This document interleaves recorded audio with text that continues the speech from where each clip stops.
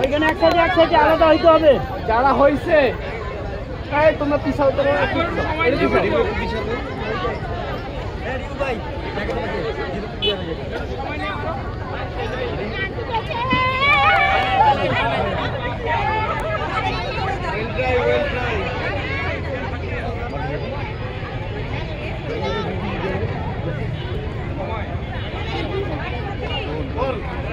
যেগুলা গোল হচ্ছে সেগুলো একখানে গোল হবে, এগুলা তো গোল হবে।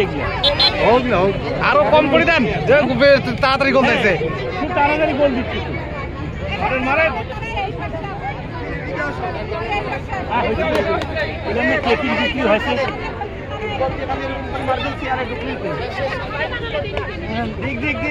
বলের মাঝখানে মারতে হবে।